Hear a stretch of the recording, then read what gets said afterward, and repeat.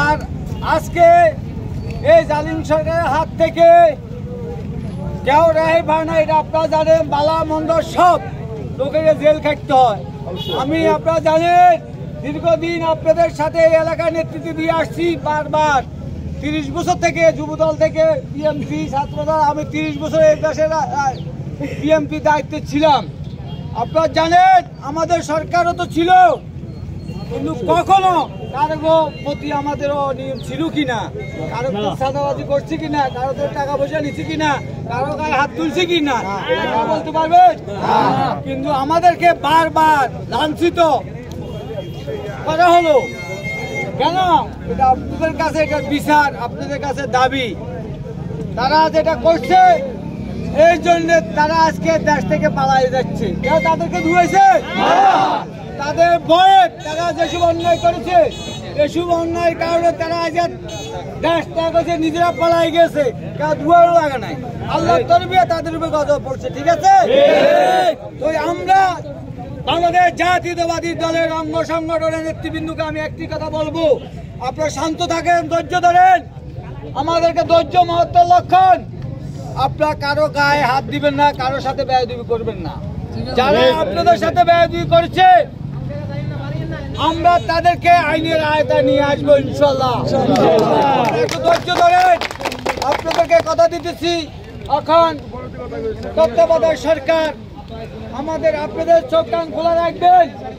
তারা রাত্রের বেলায় বিভিন্ন জায়গায় হামলা করে বিএনপি জামাতের গায়ে কাদা ছিটতে চায়। যারা এসবগুলা করে একটু বাড়া দিবেন, সাথে সাথে ধরিয়ে আমাদেরকে খবর দিবেন, তাদেরকে আইনের আওতায় নেওয়া হবে। তো আপনারা সবাই ধৈর্য থাকেন, ধৈর্য মহত্ব লক্ষণ। আমরা ইনশাল্লাহ আপনাদের সাথে আরো কথা হবে, দেখা হবে ইনশাল্লাহ। আমরা আপনাদের ভাষা আসি থাকবো, আপনারা আমাদের জন্য দোয়া করবেন ইনশাল্লাহ। আমাদের মামা কিছু কথা বলবো বিশারা।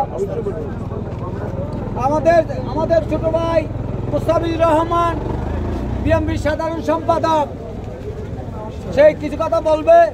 আমি দীর্ঘদিন রাজনীতি করেছি, কিন্তু আমি বয়সও তো হয়েছে, কিন্তু আমি আমার ছোট ভাই দলের সেক্রেটারি হয়েছে, আপনার মধ্যে তোতার সাহেব সভাপতি। আমি থানা বিএনপিতে যাচ্ছি, আপনারা আমার জন্য দোয়া করবেন ইনশাআল্লাহ। আহ্বায়ক কমিটির সদস্য, আমি থানা বিএনপিতে যাচ্ছি, আমরা ওনাদেরকে সহযোগিতা করবো, ওনারা আপনাদের নেতৃত্ব দিবেন। আমি আমার বক্তব্য শেষ করলাম। আসসালামু আলাইকুম রহমতুল্লাহ।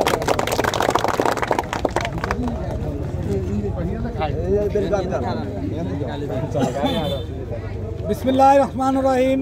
সম্মানিত উপস্থিতি, আজকে আমরা গাংচিল তথা সহকর্মী আমাদের সরকার হটানোর পর আজকে প্রথম আমরা সরালাই বিএনপি যৌথ উদ্যোগে এবং আমার ভাই শ্রদ্ধা বড় ভাই কারামূর্তি উপলক্ষে আমরা সরালাইতে গাংচিল তথা কর্মীতে দেখা করার উদ্দেশ্যে আমরা আসছি। ইনশাআল্লাহ আমরা চাই না কোনো হিংসা, হানাহানি, কাটাকাটি, মারামারি। আমরা চাই সুস্থ থাকার জন্য। আপনারা জানেন আজকের এই সুদিন আমাদেরকে বাংলাদেশের ছাত্র জনতা তথা বিএনপি জামাত যারা আছে সবাই মিলে ঐক্যভাবে আমরা আজকে এই দেশ থেকে এর স্বৈরাচার বিতাড়িত করছি। আপনারা দেখছেন তারা কিভাবে পালিয়ে গেছে, আমরা কিন্তু পালিয়ে যাব না। আমাদের নেত্রী বলেছেন আমার দেশ আমার মাটি, আমি কখনো এই দেশ থেকে যাব না। কিন্তু আপনারা দেখেন তাদের নেতাদের, তাদের কর্মীদেরকে কিভাবে সে পালিয়ে গেছে। এইটা হচ্ছে তাদের এই 17 বছরের নির্যাতন, গুম, খুন। এটার মহান আল্লাহ তাআলা বলেছেন যত বেশি পাপ করো তত তোমাদের হিসাব নেওয়া হবে।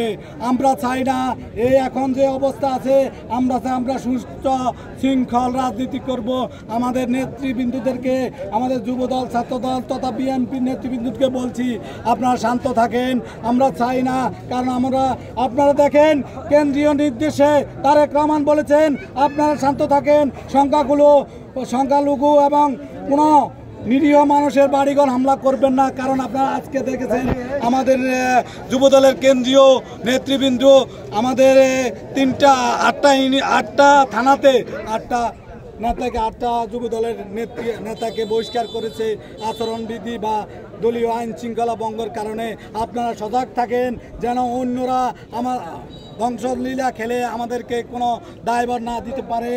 আমি এই বলে আপনাদেরকে শান্ত থাকার জন্য ধন্যবাদ জানিয়ে সবাইকে শুভেচ্ছা জানিয়ে আজকে এই মতো বক্তব্য শেষ করছি। আসসালামু আলাইকুম। এখন আপনাদের সামনে মূল্যবান বক্তব্য রাখবেন 8 নং সরাইল ইউনিয়ন বিএনপি সম্মানিত সভাপতি জনাব আব্দুল মতিন তোতা মামা। বিসমিল্লাহির রহমানির রহিম। আমাদের গাংসিল সরকর্মী সাধু মার্কেটের ব্যবসায়ী এবং উপস্থিতি, আমাদের সকল নেতৃবৃন্দ এবং কারামুক্ত আমাদের সাবেক সভাপতি বাগিনা ইসমাইল মিয়া, আমাদের বিএনপির নবনির্বাচিত সেক্রেটারি মোস্তাফিজুর রহমান মেম্বার এবং সবাই আমার সালাম গ্রহণ করবেন। আসসালামু আলাইকুম। ওয়ালাইকুম সালাম ওয়া রাহমাতুল্লাহি ওয়া বারাকাতুহু। আমলিকের যে চরিত্র, এই চরিত্রে কি আমাদের চলা ঠিক হবে? না।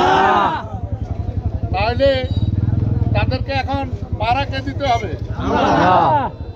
যারা দুষ্টুকারী, অস্ত্র লই যাদের উপরে জানমালের উপরে হামলা করছে, আমাদের এই ওয়ার্ডে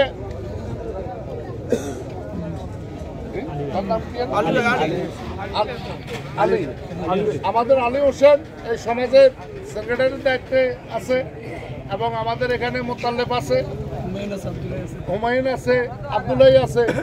আপনাদের যে কোনো সুবিধা অসুবিধায় আমরা আজকে বলে গেছি।